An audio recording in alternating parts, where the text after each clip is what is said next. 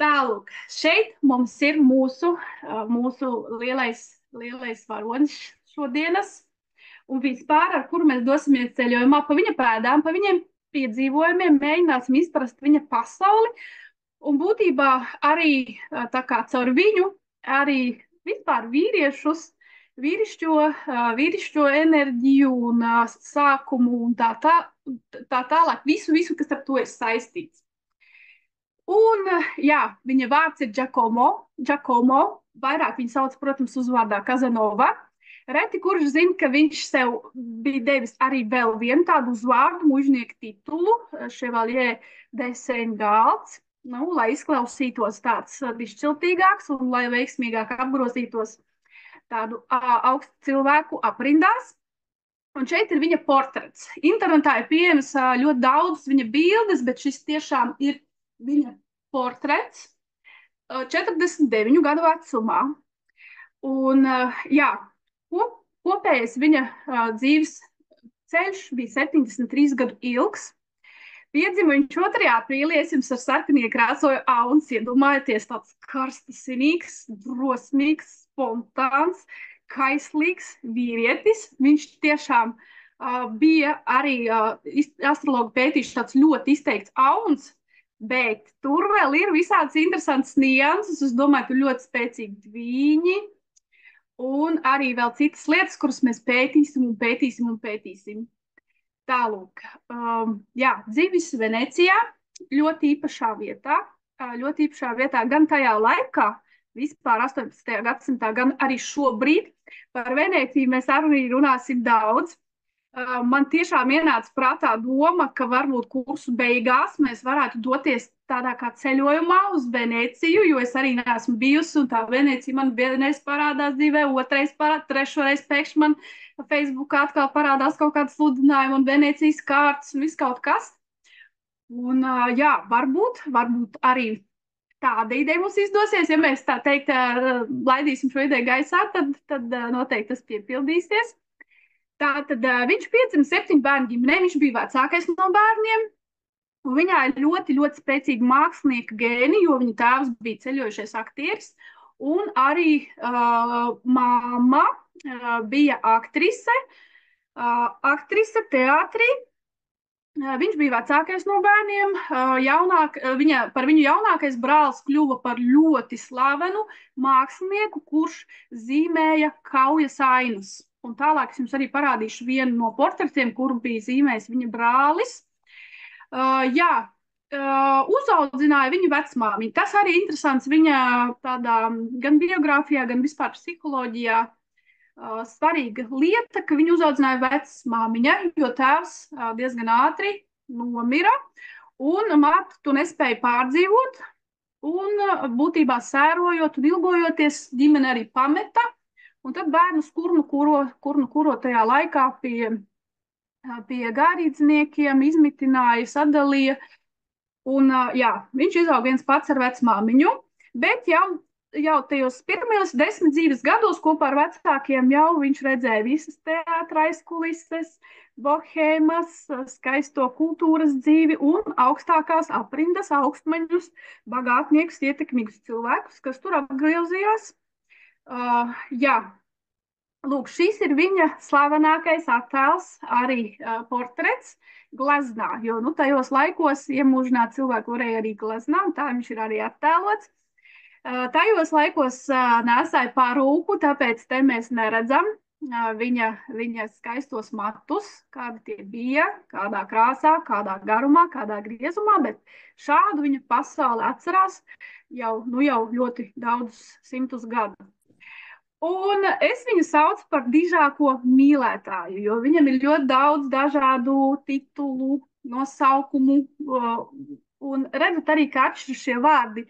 Mīlnieks, tas ir kaut kas tāds pārējošs, īslaicīgs, tāds brīža moments un mirklis, vai tomēr mīlētājs. Cilvēks, kurš mīl, cilvēks, kuram ir dziļa jūtu pasaule, emocijas, un to es jums arī visu stāstīšu, jo par viņu es būtībā visa vasara pagāja lasot par viņu angliski, krieviski, latviski arī nedaudz kaut kur pa enciklopēdijas varēja atrast. Un jā, un kāds tad viņš izskatījās? Kāds viņš izskatījās? Šis arī ir viens no tādiem tā kā tēliem. Tas gan nav īsts portrets, tas ir tāds jau jaunāku laiku zīmējums, bet nu tiešām klīda runas, ka sieviete zaudēja prātu viņa lielo, melno, kaislīgo, skaisto acu dēļ, jo viņš pats tā kā pēc sejas vaipstiem, nu, nebija tas iekārojamākais skaistulis. Ar ko viņš vēl apbūra sievietes? Ar garu augumu. Nu, tur gan versijas ir dažādas, bet tomēr vairāk pētnieki paliek pie tā, ka viņš varēja būt 1,90 m garš. Iedomājieties, arī dienvidu vīrietis tik garš. Mums skandināvi vīrieši pierasti ir tik gara auguma, bet Itālijā jā, viņš bija ļoti muskuļots, atletisks, tādu attīstītu vīrišķīgu ķermeni.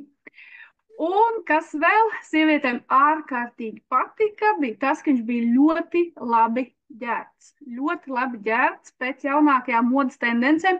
Venecija vispār tajā laikā tika saukta par pilsētas svētki un pilsēta modes, galvaspilsēta, modes noteicēja, modes diktētāja.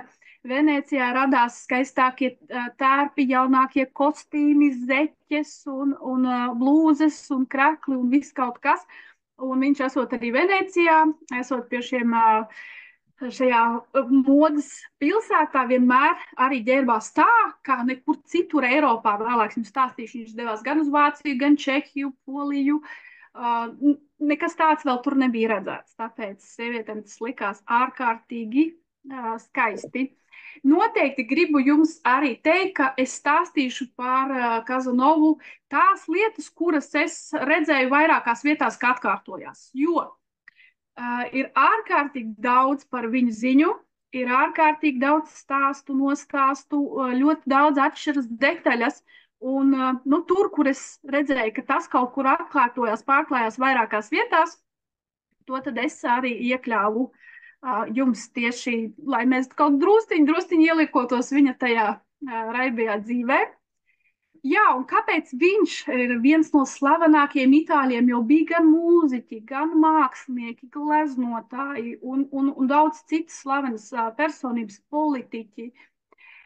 Jo viņa dzīve bija tik piepildīta, viņa dzīve bija tik krāšņa, un viņa dzīves moto arī bija, ka tā ir pastāvīga kustība, un dzīve ir milzīga spēle, un visi laika biedri, kur ir kaut kas pierakstīts, kur atcerās, ka viņš spēja to savu dzīves prieku dāvāt citiem. Viņš arī citus iedvesmoja, viņš citiem teica, dzīvojiet to dzīvi visās krāsās, izmantojiet iespējas, dariet šeit un tagad. Otrs viņa moto varētu būt, ka šeit un tagad. Un kāpēc viņš arī kļuva tik populārs tajos laikos? Kāpēc par viņu jo šobrīd joprojām notiek pētījumi un lasa joprojām viņa biogrāfiju? Jo viņš bija ārkārtīgi talantīgs. Cilvēks, nu kā mums Latvijā saka, cilvēks orķestris, cilvēks ārzemēs saka emulators. Viņš varēja kļūt jebkurā brīdī pilnīgi par jebko, jo viņam bija ārkārtīgi asprāts, izcila atmiņa. Viņš varēja iegaumēt, iemācīties. Nu, lūk, šeit es jums esmu apkopojusi, neteiksim visu, bet lielāko daļu to, ko par viņu stāsta, ko viņš mācīja darīt, ko viņš varēja, ko viņš pārzināja. Protams, viņa galvenais tituls ir avantūrists, piedzīvojuma meklētājs un vispār arī tāds dzīves piedzīvotājs un piedzīvojums, dzīves baudītājs.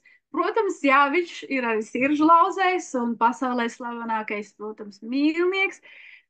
Bet jā, ļoti daudz viņš zināja, un esmu speciāli iekrāsojis spilgtākā krāsā to, kas atkārtojas vairākās vietās. To, kur īpaši uzsver viņa tādā dzīves gājumā, bet mazliet pastāstīšu arī par to vairāk.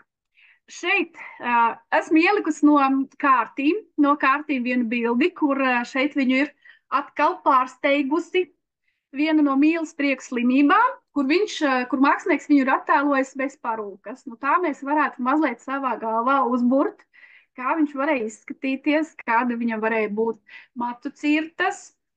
Un šeit arī arī apkopoju tās viņa prasmes, ko viņš mācēja, ne tikai ko viņš zināja, bet ko viņš mācēja darīt. Un viņš, protams, bija poliglots, tās ir tikai dažas no valodām, kuras viņš pārvaldīja. Arī viņa biogrāfija vēlāk jums stāstīšu, kur viņš pats ir sarakstījis. Viņš sarakstīja nevis itāļu, bet franču valodā, jo tomēr viņš bija arī tāds godkārīgs un gribēja, lai par viņa piedzīvojumu uzzina pēc iespējas vairāk cilvēku, un franču valodu tomēr daudz vairāk zināja Eiropā nekā itāļu valodu. Protams, viņš ļoti labi mācīja spēlēt kārtis, violi, dejot. Viņš esot bijis izcils dejotājs, ārkārtīgi plastisks, ārkārtīgi tāds arī radošs savā deju solī. Paukoties viņš mācēja, viņš bija meistars jāšanā, arī apsrakstos rakstīts, cik viņš varēja nojāt stundām, dienām un bez apstājas kilometrus. Ārkārtīgi spēcīgs, izturīgs, ārkārtīgi gudrs un tiešām tāds apburošs vīrietis, par kur arī raksta, ka grūti atrast tik daudz, ir ļoti daudz spēcīgs tāds vīriešu personības, leģendāras, ļoti arī tādas, bet tik daudzpusīgu, kā bija viņš Eiropas vēsturē, joprojām neviens nespēja to apstrīdēt. Cik daudzpusīgs bija tieši Giacomo. Jā, un viņa pirmā profesija bija garīdznieks. Ja domājieties, ja viņš ir tā kā lielākais mīlnieks un mīlētājs, un pirmā profesija viņam bija garīdznieks. Jā, tā bija arī viņa mātes vēlme, lai viņš iet šādu ceļu, bet viņu tajā laikā saistīja eksaktās zinības, un arī daudzpusīgs tādā ziņā, ka viņš gan eksaktās jomas ļoti labi pārvaldīja, gan arī humanitārās. Sākumā viņu ļoti interesēja matemātika, medicīna, bet pēc tam jau viņam arī izdevās ļoti labi rakstīt. Viņš bija ļoti liels runas un vārda meistars, kas pēc tam izpaudās arī viņa prasmē rakstīt apburošas mīlestības vēstules. Ar to viņš palīdzēja arī citiem cilvēkiem. Jā. Bet jau agrā tādā jaunībā, es teiktu pat bērnībā, jo tiešām viņš ar savu māti kopā bija apmēram līdz kādiem 11-12 gadu vecumam, izpaudās viņa raksturīpašības nepastāvība. Viņš nespēja nosēdēt nekur nekādīgi vienā vietā, vienā lietā, vienā specializācijā, iztēloties, ka visi viņa dzīves ceļš būtu garīdzniecībā. Un nerendēnām zinkāri. Viņam viss interesēja, viņam viss patika, viss interesēja. Otrā viņa lielā profesija pēc tam bija jurists, viņš pat pabeidza universitāti, aizstāvēja disertāciju. Protams, tad, kad savu jau pirmo tādu palaidnību un savu raksturu temperamenta dēļ tika izslēgts no garīdznieka dzīves, tad, tā izglītība, kas viņam ir tā kā oficiāli vienīgā, ir jurists. Un te arī daudz kur raksta, ka lai gan neko citu viņš vairāk nebija tā arī līdz galam izmācījies, ne to pašu matemātiku, medicīnu vai filozofiju, viņš tomēr allaž pamanījās zināt visu, viņš bija ārkārtīgi erudīts, viņš par visu interesējās, uzzināja un ļoti labi to visu atcerējās. Un te es arī apkopoja tās galvenās viņa rakstura kvalitātes īpašības, ar ko viņš pilnībā atšķirās no citiem. Kā jau es teicu, prāts un atmiņa, un viņam bija ļoti laba reakcija. Ļoti laba reakcija, kas viņam dzīvē palīdzēja ļoti tādās daudzās situācijās, gan aizbēgt, gan noslēpties, gan pamanīt. Viņš spēja nodoties tādām savām emocijām un tai spēlē un sarunām, bet tāpat laikā viņš spēja ar acu skaktiņu vērot, kāda cilvēka atrodas, kas notiek, vai jau nesākas kaut kur nemieris, vai viņam jau nesāk kāds dzīties pakaļ. Protams, šī neatvairāmā pievilcība, tāda harizma un magnētisms, kuru jau es jums ieskicēju, nebalstījās tikai viņa izskatā, bet tiešām arī viņa prāta spējās, viņa manierēs, viņa spēja aburt, izturēties. Bet te arī daudz kur raksta, ka viņš spēja runāt kā ar nabagajiem, kalponēm, tā ir ļoti, ļoti ietekmīgiem un tādiem cilvēkiem, kur bija jāpārdomā tiešām katrs vārds. Protams, kā jau Auns, kā jau ugunīgais, tāds sauna vīrietis, viņam bija ļoti liela tāda, nekaunība un drosme. Viņš bija ārkārtīgi drosmīgs. Viņš darīja tādas lietas, ko neviens cits vīrietis, iespējams, pat dažās situācijās neuzdrošinātos darīt. Viņš bija ļoti, ļoti drosmīgs. Tāds, Irmais Auns, viņš dzenās neapturams vienkārši. Ja viņš savā priekšā redzēs sienu, viņš tāpat viņai iztrauksies cauri. Pabrauks apakšā, pārliks pāri, viņa priekšā, viņa dzīvē nekādu šķēršļu nebija. Tur, kur daudz nobītos, tur, kur daudz atteiktos, neriskētu, viņš vienmēr riskēja, darīja un vinēja. Un ļoti daudzi, gan autori, gan astrologi arī saka, ka laikam tā viņa lielākā dzīves atslēga tomēr bija tas, ka viņš bija ārkārtīgi veiksmīgs. Kā saka, ka cilvēks dzīves laimes krekliņā. Protams, ļoti žēl, ka mēs nezinām konkrēti viņa piedzimšanas laiku, jo izpētīt vispār viņa astroloģisko karti precīzi, tā būtu milzīga, man šķiet, arī vesels doktora darbs sanāk, būtu ārkārtīgi interesanti, kas tur ir saslēdzies, kādas tur ir kombinācijas, kādas zvaigznes tajā brīdī tur ir bijušas, kad viņš nāca pasaulē 2. aprīlī. Mēs vēl viņu apsveiksim, noteikti atcerēsimies. Un par viņa lielākajām baudām dzīvē. Lielākās baudas, protams, viņš visur arī savā grāmatā raksta, ka sievietes, un visur raksta, ka sievietes bija bauda viņam, ka viņš tā kā, kā saka, tiešām siržu lauzēs, viņas pat drusceņi izmantoja, iekaroja, ieguva sava prieka dēļ, bet patiesībā arī savos memoāros viņš raksta, ka viņam bija lielākais prieks sagādāt baudus sievietēm, dot no sevis viņām. Un vienalga, vai viņas bija tādas vieglas uzvedības meitenes, neizglītotas turpat no ielas malas, vai tās bija ļoti bagātas aristokrātes citās Eiropas valstīs. To es jums daudz uzsvēršu, jo par viņu ir radīts tāds tā kā mazliet tēls, kas ir interesantāks, jo par viņu, protams, Eiropā baumoja, daudz ko izgudroja, piepušķoja, uzspodrināja, bet tikai tajā viņa grāmatā ir atklājas tā viņa patiesā daba, patiesie motīvi, patiesie nolūki, un to mēs vēl paskatīsimies mazliet tālāk. Protams, viņam liela dzīves baudīja azartspēles, vispār tas spēles, riska moments. Es domāju, tur arī tā Auna daba visticamāk. Un intelektuāls sarunas. Viņš ārkārtīgi baudīja sarunas ar cilvēkiem, sarunas par kultūru, mākslu, ekonomiku, vēsturi, filozofiju.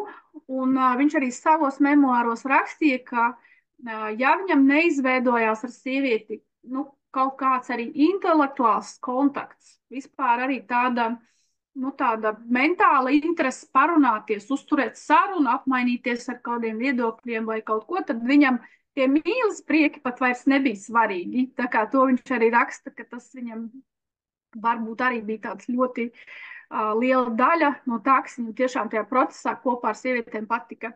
Viņš bija gardēdis, viņam ļoti tuva tēma bija ēdiens. Arī ļoti daudzos memoāros viņš apraksta tā laika kulināriju receptes, arī savas tādas izgudrotas kaut kādas lietas, jo viņš bija apceļojis visu Eiropu, novaldījis dažādas virtuves, redzējis gan mājas ēdienu, tā saucamo zemnieku ēdienu, gan augstmaņu lielākās delikateses, tā kā viņš bija tiešām arī gardēdis un teātris. Teātris varbūt sirdī no viņa vecākiem, joprojām tās bija tas saistīts ar viņa tādām bērnības atmiņām, bet viņam ļoti lielu cieņu viņa acīs ieguva sievietes, kuras spēja runāt par teātri tieši. Lūk, par biogrāfiju. Es tiešām baidos jums daudz ko stāstīt, jo kas nu zina, kā tur bija. Mācību materiālos es jums esmu nosūtījis vienu rakstu, diezgan pasenu latviešu rakstu, bet viņš visticamāk arī no kaut kurienes tulkots, kur jūs varat mazliet palasīt, bet arī ar tādu filtru, drusciņu ar filtru, mazliet vairāk arī par viņa militāro karjeru, spiega karjeru un visām tām pārējām viņa šķautnēm. palasīt, bet tiešām, lai saprastu, kā viņš dzīvoja, kā viņš domāja, kā viņš mīlēja, kā viņš jūta, kas viņam dzīvē bija svarīgs. Šeit ir neliela maza daļa no viņa sarakstītajām grāmatām, iztulkota latviešu valodā. Es jums par viņu arī stāstīšu, tur, kur būs kārtīs kaut kādi sižeti. Es stāstīšu arī no viņa grāmatas, no šīs te grāmatas, jo ir ļoti daudz apraksti, bet tas tiešām daudz kas atšķirās. Tāpēc pamatavots, izmantojamā literatūra noteikti ir viņa memoāri. Droši vien arī krievu valodā varētu plašāk atrast, angļu valodā lasīt to, ko viņš ir stāstījis pats. Nu, un lūk, viņš ir bijis ļoti daudzās valstīs Eiropā, viņš ir bijis arī Krievijā, nu, un arī mūsu tādās enciklopēdijās, tādās grāmatās arī ir liecības par to, ka viņš ir bijis arī Latvijā. Un viņa tā saucamie tādi pielūdzēji sekotāji, kas viņu godā cienīja, par viņa dzīvi interesējās, arī spēja izsekot pēc viņa grāmatām, pēc viņa memoāriem, ceļojuma aprakstiem, spēja izsekot, kur tiešām viņš ir bijis, kādās pilīs, pilsētās, vietās, un arī atrod arī tajās pilsētās un viņu vēstures avotos visādus materiālus un liecības tiešām, ka Giacomo tur ir bijis. Un ir arī tādi, kas pēc šiem maršrutiem veic visādas ceļojumus un ekskursijas, un viens vācietis ir pa viņa pēdām nobraucis un noceļojis un varbūt arī nolidojis 36,000 kilometru. Tā kā tas ir ārkārtīgi interesanti. Šeit ir viņa portrets, kurš man ļoti, ļoti patīk, ko zīmējis viņa brālis, kur jau es pieminēju, kurš kļuva par slavenu kaujas ainu mākslinieku, kā viņš redzēja savu brāli. Nu jā, tiešām ļoti tādi romantiski lielas acis, sejas vairsti, bet te mēs jau arī redzam spēcīgs kakls, spēcīgi pleci, viņam esot bijuši ļoti liels rokas spēcīgas kājas. Tā kā, jā. Un te es arī piefiksēju kuriem viņa talantiem mēs pievērsīsim uzmanību, jo tiešām ir ārkārtīgi daudz lietas par viņa dzīvi. Varat arī tajā rakstā drusciņi palasīt, bet mēs skatīsimies, kāds viņš bija avantūrists, piedzīvojumu meklētājs, mistiķis, izrādās ārkārtīgi, okultismā, tādā ezotērikā, mistikā izglītots cilvēks, ļoti zinošs, un kāds viņš bija mīlētājs, jo viņš tiešām mīlēja sievietes, nevis izmīlēja un aizgāja savā melnajā zirgā, bet viņš tiešām mīlēja ikvienu sievieti, kas gadījās viņa ceļā. Tur man būs arī no viņa grāmatas vārdi, kā viņš izteicās, par kādu bija viņa attieksme pret sievietēm. Ne to, ko par viņu stāstīja, bet ko viņš pats rakstīja. Un viņš arī spēja visur, kur viņš parādījās, bija tāda atmosfēra, gaisotne, elektrība. Viņš spēja apburt ne tikai sievietes, bet arī vīriešus, un viņš spēja izklaidēt cilvēkus, radīt viņos prieku, izaicināt arī viņus, dejot, priecāties, riskēt, spēlēt. Jā, un viņš arī vienmēr teica dzīvot pilnvērtīgi un izmantot visu to, kas ir jūsos. Ja tu esi filozofs, tiešām raksti grāmatas, ja tu esi izcils matemātiķis, uzstājies ar saviem pētījumiem, viņš vienmēr visiem aicināja izpaust viņu talantus, vēlmes, mērķus un tā tālāk. Par to viņa mistiķi, par to viņa mistisko pieredzi, ko viņš arī apraksta savos memoāros, un kur daudz kur ir minēts, ka bēdībā viņam asiņoja deguns. Droši vien dažādi, tur varētu būt gan fizioloģisks, gan alerģisks lietas, un viņa aizveda ārstēties pie vietējās raganas. Iedomājieties tajā 18. gadsimtā, kad visādas raganas un ziednieki un būrēji un vārdotāji visi bija aizliegti, kad bija ļoti spēcīgi kristīgās ticības kanoni. Un, jā, tur viņš pieredzēja to, ka ļoti te arī detaļās nestāstīšu, jo ir ļoti dažādi, ka viņu ieslodzīja kastē, vai ka viņu tikai pasmērēja smērīt, vai ka viņu visu, ko tur darīja, kā tur bija, mēs nezinām, bet viņš bija vienkārši aburts ar to visu, un viņam tas tiešām arī pēc kāda laika palīdzēja. Pēc tam ir liecības, kur viņš arī stāsta, ka viņš ir izglābis senatoru, senatoru Bragadinu, un tur arī tik daudz versijas. Senatoram izkrita uz ielas vēstule, viņš viņu pacēla, tā izrādījās ārkārtīgi svarīgi, un senators ar viņu sadraudzējās.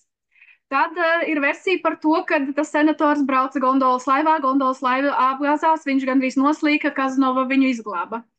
Tad ir versija par to, ka senatoram bija palicis ar sirdi slikti, un Kazanova viņam palīdzēja sirdsrieku pārvarēt. Tad viņš esot viņam nolaidis asini, lai atbrīvot no kaut kādas slimības. Tā kā ļoti daudz, cik daudz ir dažādu grāmatu, cik daudz ir dažādu versiju, kaut vai par to vienu faktu, kā viņi iepazinās. Tāpēc par biogrāfijas tiešām stāstīšu ļoti, ļoti maz. Un jā, šis senators bija aizrāvies ar kabalu. Kabala ir tāda senebreju ezoteriskā mācība, ļoti interesanta, ļoti interesanta. Un jā, tajā laikā vispār, lai cik ļoti būtu tā kristīgā ticība svarīga, ļoti aizrāvās ar kabalu tieši. Ļoti, tīpaši Venecijā, neviens sevi cienošs augstmanis bagātnieks un varas vīrs, ja viņš nebija kaut nedaudz zinošs par arī tādām visādām lietām, par pasaules uzbūvu struktūru, tad tās nebija tā pieņemami. Un, protams, arī masoni. Ļoti daudz liecību par to, ka viņš bija masonu kustībā.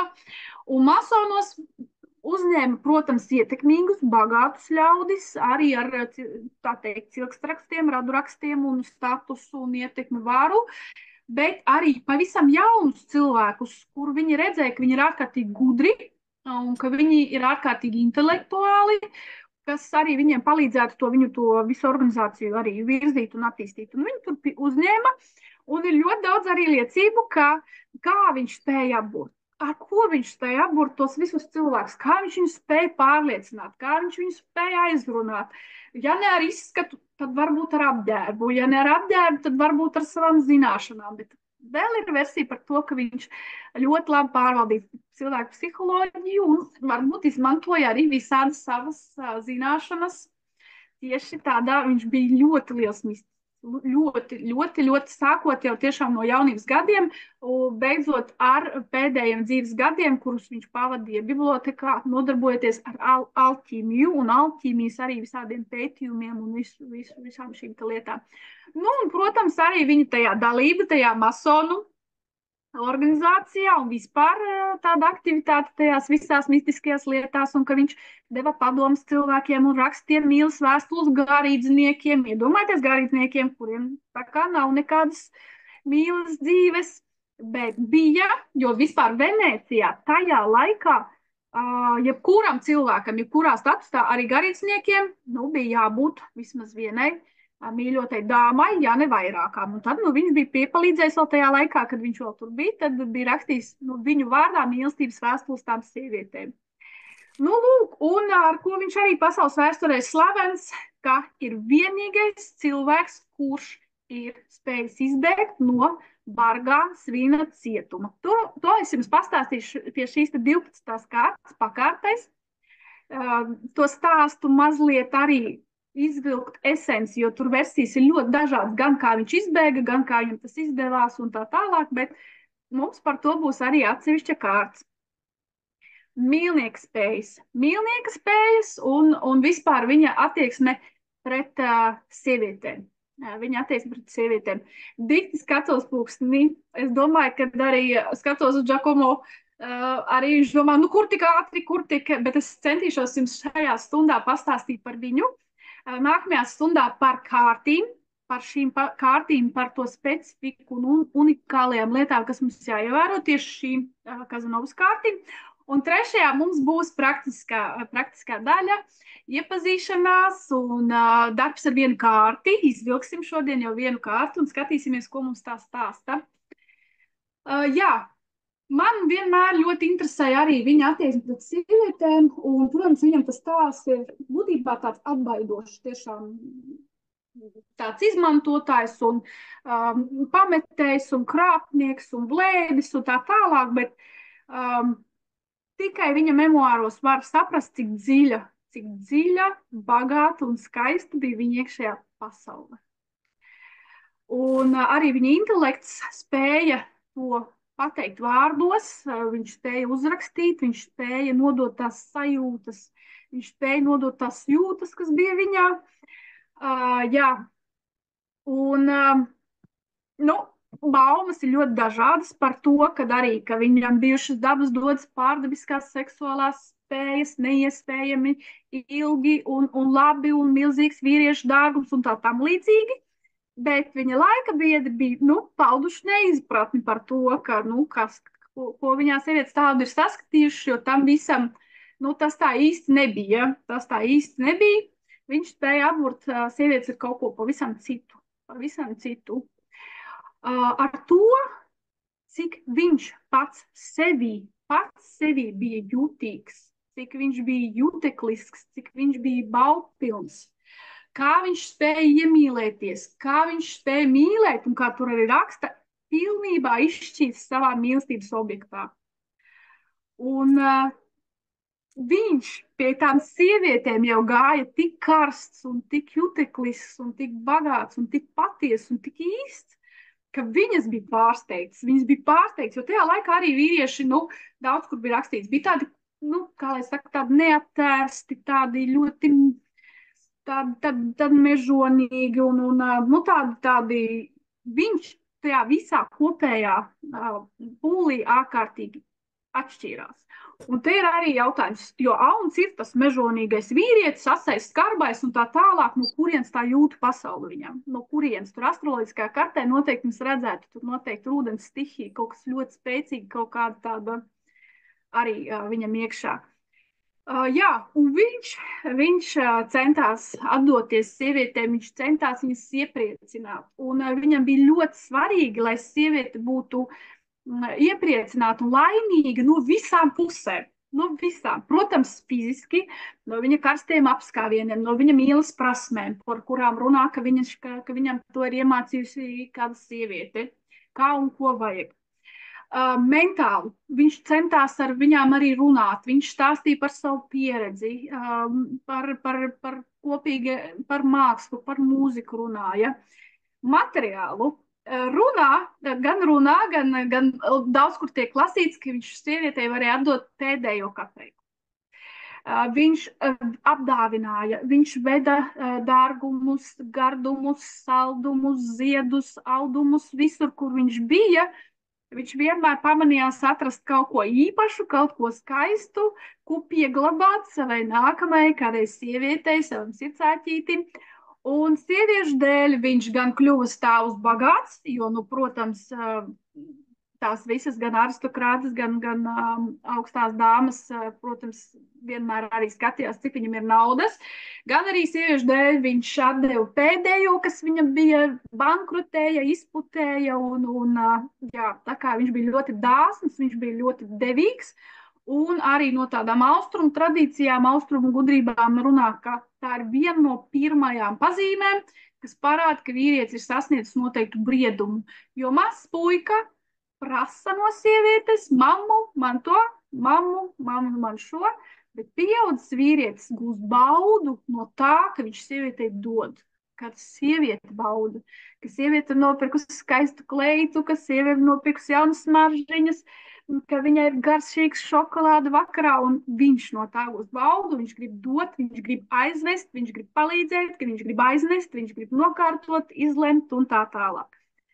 Lūk, un viņš bija tāds, viņš rūpējās par sievietēm, arī tad, kad viņš devās prom, tā kā viņu pameta, lai tā būtu arī kāda neizglītota, kāda zemnieku meita, kas ir tikko ieradusies Venecijā, vai tā jau būtu tāda izglītota un nobriedusi sieviete, viņš vienmēr parūpējās, tā raksta grāmatās, arī viņš pats to saka, ka lai sieviete nepaliktu viena, vai atstāja viņai naudu, vai kaut kādu dārglietu, vai arī atrada viņai vīru, mīļāko apgādnieku. Šis arī daudz kur parādās, ka viņš nevis tiešām pameta, sāpināja, salauza sirdis, bet ar visām tām sievietēm, ar kurām viņam bija kontakts, viņš gribēja, lai būtu viss labi. Lai viņi atcerās tiešām silti un ar pateicību, un arī viņš katru sievieti atcerējās tiešām ar dziļu tādu pateicību, un jā, to viņš arī raksta. Kas nav pirmā sieviete, kas tad bija viņa pirmā sieviete. Protams, daudz kur diskutē un runā par to, cik viņam vispār bija sieviešu dzīves laikā. Bet viņa pirmā sieviete bija, viņš viņu sastapa tad, kad viņa tēvs nomira, māte devās atkal trupās un tūrēs ar teātri pa Eiropu. Viņš dzīvoja priestera ģimenē, un viņa bija tur kā meita. Un viņas dēļ arī viņa ļoti aprūpēja, viņš viņam bija 11 gadi.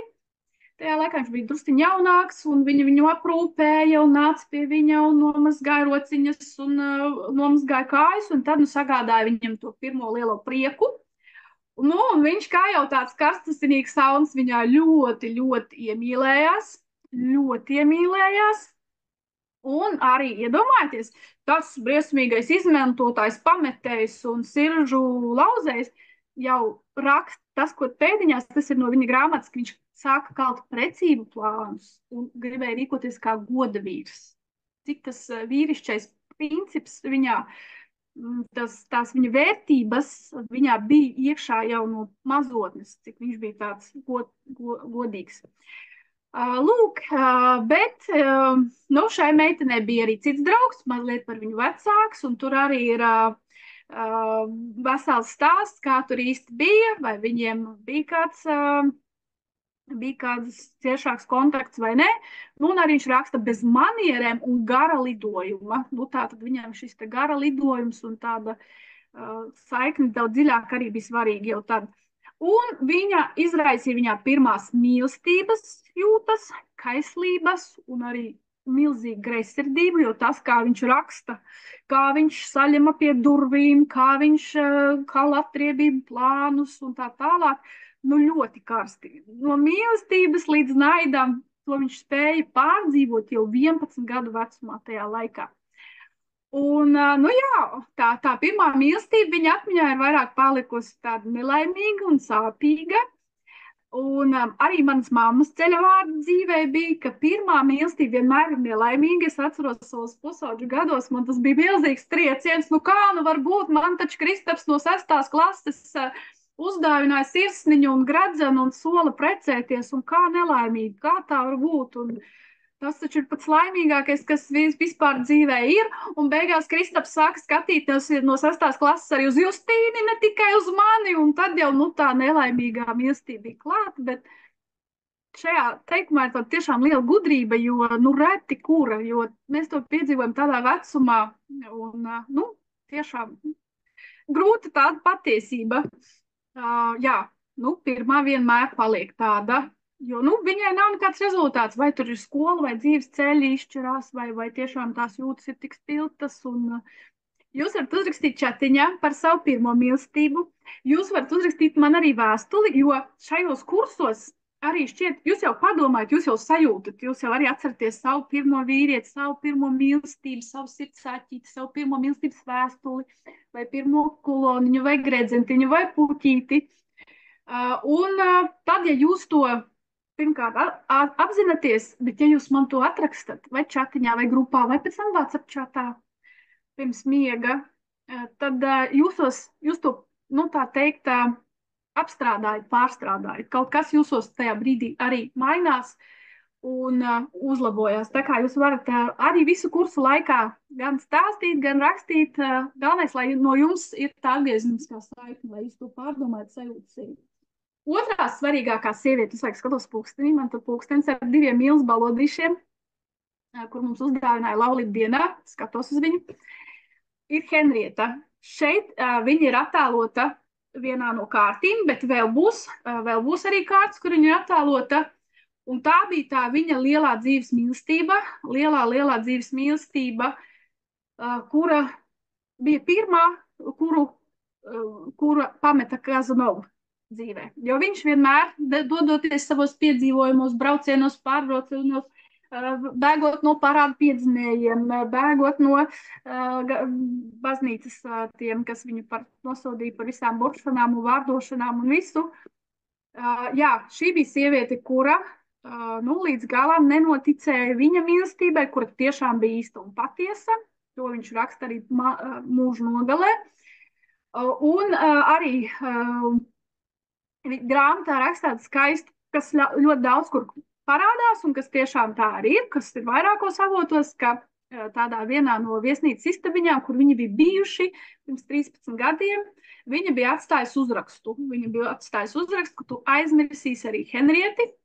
Un viņš bija atgriezies šajā vietā, to ieraudzījis, un nu, viņam tas bija izraisījis ļoti lielu tādu dziļu satricinājumu iekšē, jau tā šīs atmiņas un jūtas un salauztā viņa sirds, un vēl šis uzraksts.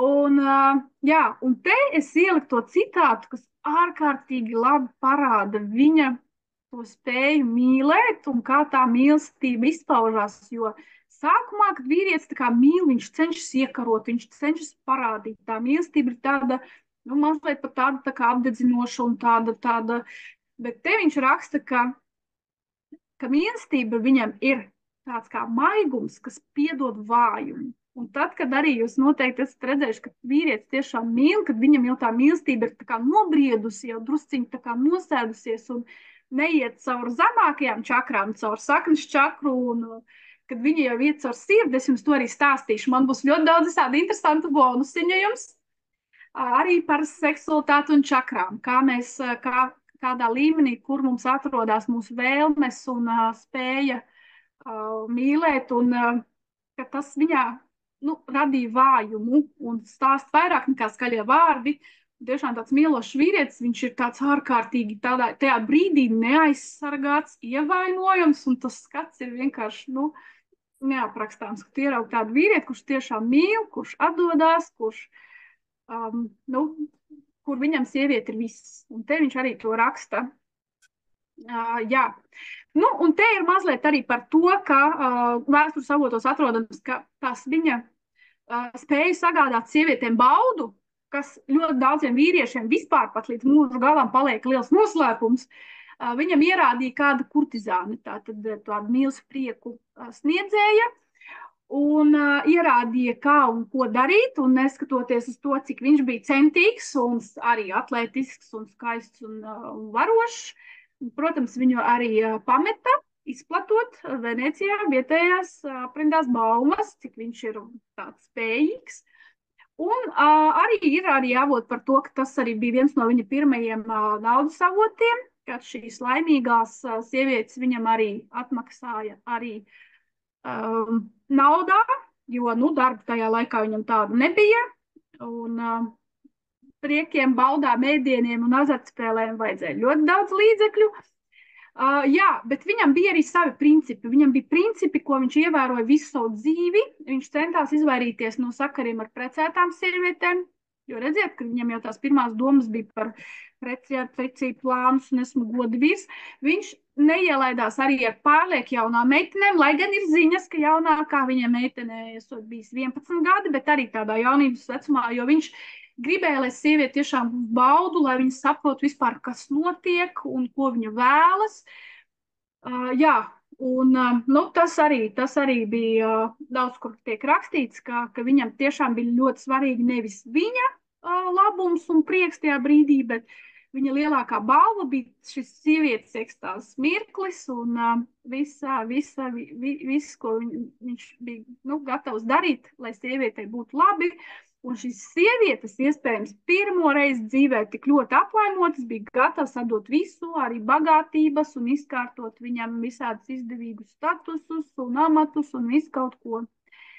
Un, kas atkal ir interesanti, ka viņš teica, ka viņš raksta, ka viņš to sievieti vēlējās satikt vairākas reizes, jo viņš pilnībā nevarēja izpaust visu to, ko viņš var viņai dāvāt, savu maigumu, savu jutekliskumu, savas sarunas. Nu, viņam tas nebija tāds, viņam tas bija kaut kas vairāk nekā mums ir pierasts, kā mēs redzam filmās un kā par viņu raksta.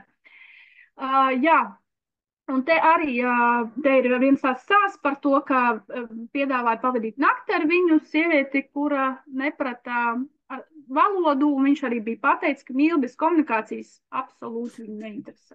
Tā kā pat, ja viņam piedāvāja labu atlīdzību par to, tad jā, te tas ir daudz, kur par to runāts. Protams, mākslas filmās to nestāsta, bet jā, viņš pret katru sievieti izturējās kā pret savu mākslu. Katra sieviete viņa bija īpaša, neatkārtojama, interesanta, dievišķa un tā tālāk, jā. Un vienmēr viņš arī godīgi pateica, un, protams, arī viņa slava viņam gāja pa priekšu, ka šķiršanās ir neizbēgams iznākums, viņš neko nesola, un lai arī viņu negaida, ka viņš varbūt šodien šeit un rītdien jau citā Eiropas pilsētā. Jā, un arī man ļoti patīk, kā vienā grāmatā rakstīja, ka tieši šīs kontakts ar sievietēm un viņa tā iekšējā pasaule viņu padarīja par tik dižanu personību, tik dižanu un interesantu personību. Un te man ļoti arī patīk tas sarkanais iela, tā vīrieša domāšana, to, ko mēs centīsimies arī caur šīm kārtīm saprast, kā domā vīrieši, jo viens ir tas viņu tēls, kā viņus jau tas mačo tēls saucamais, bet kāda viņa ir patiesībā. Un te viņš arī saka, dabisks jūtas bezglībs, un tas jau pats par sevi ir visā taisnojums. Nu, kaut kā vispār tas mūsu filozofijā grūti saprotams, tie ir viņa vārdi. Cik tad īsti to sieviešu viņam ir bijis? Piemin pa 1000 sieviešu un vairāk, nu to mēs īsti nezinām, bet viņš savās grāmatās ir minējis biogrāfijas pētnieki ļoti daudz pasaulē, lasa vārdu pa vārdam, faktus, analizē, veic visādus tur kontentu analīzes un visu kaut ko. Nu, ir izskaitījuši, ka viņam ir bijušas 122 sievietes. Nu, kā man teica draudzene, tad vienam vīrietim citreiz gadā ir 300 sievietes. Tā kā, nu, viņa tajā 40 gadu aktīvajā mīlētāja, mīlnieka dzīves laikā, nu, nemaz tik daudz nav. Un man ārkārtīgi patīk viņa teiciens, visas sievietes ir viena sieviete. Viņš to dievišķo enerģiju uztvēra kā tādu veselumu. Pret katru sievieti viņam bija cieņpilna attieksme, pret katru viņš izturējās kā pret lielu dārgumu. Visas sievietes ir viena sieviete. Jā, tas ir kaut kas tāds arī, nu, īpašs. Te ir viņa memoāri, viņa grāmata. 3. profesija, ko par viņu raksta. Jo izzuda šī seksuālā enerģija, kas ir nenovēršami. Vīriešiem viņa ir ļoti augsta dzīves sākumā, un viņa iet uz leju. Mums sievietēm viņa mostās. Mums viņa iet tikai uz augšu ar laiku, un tad ir labi, ja viņas kaut kur satiekās. Un pierimstot šai viņa kaislīgai enerģijai, kļuva ļoti aktīvs prāts un intelektuālā darbība, un viņš pierakstīja visu savus piedzīvojumus, cik viņš spēja atcerēties, bet atmiņa, atceramies, viņam bija izcila. Viņš līdz detaļām, vietām, personām, stundām, dienām atcerējās, kur viņš ir bijis, ko viņš ir saticis, ko viņš ir darījis. Un viņš rakstīja pat 12 stundas dienā no vietas, un vēl viņš teica, ka ar to ir par maz, un viņš jutās pilnībā atradis pats sevi. Un sākumā viņš rakstīja tā diezgan tēlaini, skaisti, nu, lai visiem patiktu un visi lasītu, bet tad viņš saprata, ka tās pikantās atmiņas un tās nianses un tās arī viņa sāpīgās detaļas un dzīves pieredze, tas bija tas, kas cilvēkiem patika vislabāk. Tāpēc tie arī pētnieki saka, ļoti īstenībā patiesi. Viņa stāstījums 10 sējumos. Viņš uzrakstīja 10 sējumus. Ir kaut kur vēl ziņas par to, ka kaut kur ir 11, bet nu nav īsti atrasts. Un arī 7 gadus pirms savas nāves, arī būdams jau tādā vājumā, nespēkā, slimībā, 10 sējumus. Tas ir ārkārtīgi liels viņa veltījums, ko viņš mums ir atstājis, kas tiek joprojām visādā veidā pētīts, analizēts, atbilstoši viņa specializācijām. Ka viņš ir bijis spiegs, ka viņš ir bijis jurists, ka viņš ir bijis matemātiķis un mistiķis un tā tālāk, un beidzot tiešām pat ar viņa kaut kādām recepšu pierakstiem un visādām interesantām lietām. Jā, te ir viņa rokraksts. Tāds interesants, te varētu būt interesanti rokraksts pētniekiem. Un tāds introverts arī, tomēr tāds introverts, tas rokraksts nav tāds lieliem burtiem, kaligrāfisks un tāds saglabājies un var redzēt ar roku 12 stundas no vietas rakstīt.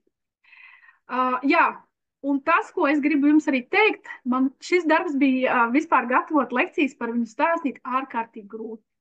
Ja par Mariju Lenormānu jau bija tā, ka arī ļoti daudz versiju, tad par Kazanovu ir ārkārtīgi daudz, kas pazudis tulkojumā, iedomāts, izdomāts, piepušķots, savērts intrigās un tā tālāk.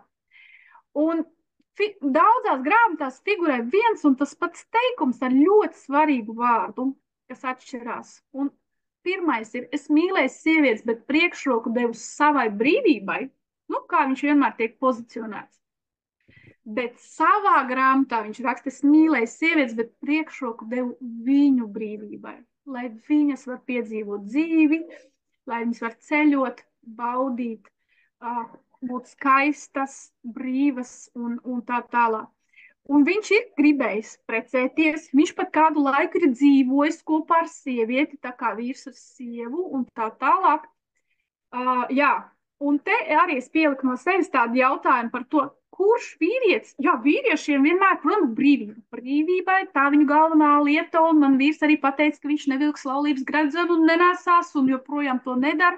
Es teicu, jā, ja tas ir tavs brīvības simbols, lūdzu. Un tas jautājums ir tiešām par to, kurš mīlošs vīrietis vēlas būt brīvs. Kurš nobriedis īstenis vīrietis grib palikt viens, nomirt slims un vecs, kā Kazanova, nevienam nevajadzīgs, bez bērniem, bez mazbērniem, bez sirds siltuma, mīļa acu skats, mīļām rokām. Kurš vīrietis grib būt brīvs? Nu, to jūs man varēsiet arī pastāstīt, kā jūs to esat redzējuši savā dzīvē, bet patiesībā visi vīrieši grib būt kopā ar sievieti, ar savu īsto, vienīgo, vismīļāko.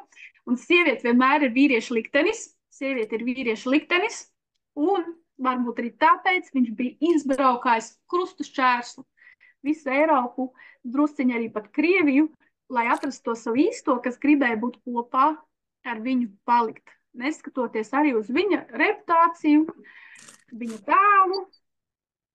Un jā, tā kā viņa liktenis bija iepriecināt visas sievietes, kuras viņš satika, bet viņš pats palika, nu, tāds dzīvē nelaimīgs. Nevis viņš bija tas siržu lauzējs, bet viņš palika ar salauztu sirdi.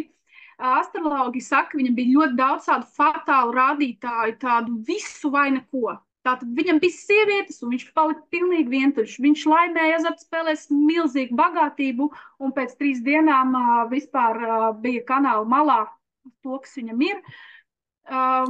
Ka viņu devē par tādu skumjo klaunu, ka viņa dzīve lemta tikai vienīgi izpriecā, un nekām vairāk. Jā, arī mīlestība viņu ir sāpinājusi, arī pastāstīšu par tādām ainām. Un kuras viņš gribēja, kuras viņš mīlēja. Nu, es teikšu, jā, varbūt kādas 2, 3 sievietes viņa dzīvē neņēma viņu par pilnu. Nu, aizbēga, pameta viņu un tā tālāk. Un arī raksta, ka viņa šī te neremdamā miesas kāre un kaislības pārvērtās arī viņa nāves iemeslā, tādā slimībā, 4. stadijā.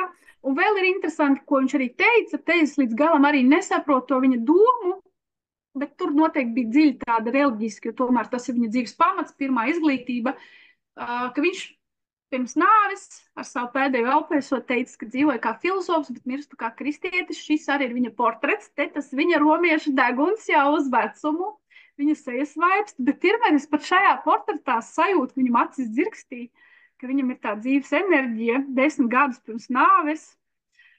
Nu, ļoti tiešām interesants vīrietis. Ātri īsti par manu iepazīšanos ar Kazanovas kārtīm. Kā jau es teicu, šīs kārtas es kaut kur viņas manīju, un ļoti bija viens brīdis, kad ļoti tās erotiskās kārtas, manaras kārtas parādījās un vēl visādas, bet pa īstam es iepazinu šo kāršu burvību un jaudu, kad man draudzene izlika par vienu tādu uzstājīgu kāršu pircēju un pielūdzēju, kur kārts jūs redzat, kā parāda, ka viņš ir tāds, nu, tā teikt, plūriķis, kurš skatās uz manām bildēm, apjūsmo un tā tālāk, bet tāpat laikā ir vienā laiviņā ar citu sievieti, viņam ir sieva un savas saistības un tā tālāk. Lai gan šī kārts, pati šī sastā kārtas zoba, nu, pamatnozīmē par to nav. Bet man draudzene jau arī spēja tik perfekti nolasīt šo kāršu vēstījumu, arī bez tādām konkrētām nozīmēm, tā kā perfekti. Un tad es sapratu, ka jā, ka tur tiešām kaut kas ir. Nu, un vēl pirms tam man arī parādījās Venēcijas Lenormand kārtas. Jūs redzat šeit Venēcijas tematika, gondolas, kanāli, arhitektūra. Jo es esmu Lenormand kāršu fans un augs, un arī šīs kārtas parādījās manā kolekcijā. Tad es pievērsu uzmanību senākajām taro kārtīm, kas līdz mūsdienām ir saglabājušās. Tādas, kādas viņas bija 580 gadus, kas ir nākuši arī no Itālijas. No Itālijas, Milānas, un tur ir taro kāršu muzeja, un tā Itālija man sāka saukt un vilināt ar vien vairāk un vairāk. Un es sāku arī par Kazanovas kārtīm interesēties, es viņas sāku likt, un tad man ar draudzeni teica, un man vīrs teica, dari to un taisi kursus, un jā, tā es iepazinos, un vēl mazliet par Venēciju, drusciņ, bet par to es jums stāstīšu arī pēc tam, ka šī pilsēta, tā bija neatkarīga republika, neatkarīga no Eiropas vesela daļa, un šeit tā dzīve atšķirās krietni no pārējās Eiropas, un šeit bija īpaša attieksme gan pret teātri, mākslu, kultūru, karnevāliem, azartspēlēm, mīlespriekiem. Un tā tika saukt par galvaspilsētu. Tajos laikos vīrieši no visas Eiropas, arī dodoties kaut kādos ceļojumos, devās uz Baudas galvaspilsētu. Lūk, te ir arī daži attēli no tiem laikiem. Sākotnēji viņa bija ļoti varena, spēcīga, tiešām ar savu kultūru, savu dzīvi, neatkārtojumu, protams, ar visu pārējo arhitektūru, bet tad, kad jau Kazanovas jau tālāk dzīves laikā un arī jau pirms viņa nāves arī bija zaudējis savu varenību, ietekmi un arī iekaroja Napoleons. Par Venēciju atrodas uz 119 salām un saliņām. Galvenās artērijas ir kanāli, kurus savieno tilti. Tilti mums arī būs daudzās kārtīs, par tiltiem ir arī speciāla nozīme. Ļoti skaista, interesanta, neatkārtojama arhitektūra. Un vispār arī, lai saprastu Kazanovas to dzīves stilu, viņa domāšanu, jāatceras, ka visi venēcieši būtībā dzīvoja tādās svētku karnevālu noskaņās šeit un tagad. Viņi nekala nākotnes plānus, un jau tajā laikā kādas nākotnes plānus viņi varēja kalt, ja viņi dzīvoja uz ūdens. Ja viņi dzīvoja uz ūdens, un arī šobrīd zinātnieki uztraucas par tos ūdens līmeņa svārstībām, arī ūdens celšanos, pieaugot temperatūrai, klimatam, sasilšanai, un ir pat prognozes, ka pat pēc, ir 10 vietām, 20 gadiem Venēcijas varētu vairs nebūt. Tāpēc mums ir jāizbrauc. Vienmēr saka, ka, ja kaut kur uz pasaules ir jāizbrauc, tā ir Venēcija, jo viņi tiešām var kādā brīdī, varbūt pat mūsu dzīves laikā, būt zem ūdens. Lūk, te ir mazliet arī attēli, lai sajustu tērpi, mode, kostīmi, cik tā dzīve bija krāšņa, kā saka, pilnasenīga ar pilnu krūti. Par Venēcijas karnevāliem gribēju mazliet tikai no tā ezotēriskā viedokļa pastāstīt. Iedomājieties, tātad oficiālos dokumentos varbūt pat senāk bija minēti pirms 930 gadiem. Karnevāli gandrīz 1000 gadu vēsture, un tā bija maskarāde, pārģērbšanās svinības par godu zemes dievam Saturnam, un arī tādam pļaujas dievam. Pļaujas dievs, viņš ir arī tāds auglības. Jā, un arī tur par kultūru gan gādāja gan muzikanti, aktieri, gan arī astronomi un zīlnieces. Un joprojām šo šarmu Venēcija ir saglabājusi, un Kazanova arī būtu gribējis atgriezties, nomirt savā dzimtajā pilsētā Venēcijā, bet nespēja, jo viņš jau bija tāds slimības ļoti novājināts un nomira Čehijā. Tālūk, jā, te mums ir mazliet kā tur izskatījās, nebija ne gaismu, ne lampu, te ir arī tāda glezna, kāds bija iekštelpas. Šeit ir kazino, kur gāja risks un spēle uz ļoti karsti. Un jā, tāds drusciņ jums ieskats. par Kazanovu un par Venēciju. Tā, dosimies tālāk, dosimies tālāk. Es saglabāšu ierakstiņu, lai mēs varētu skatīties.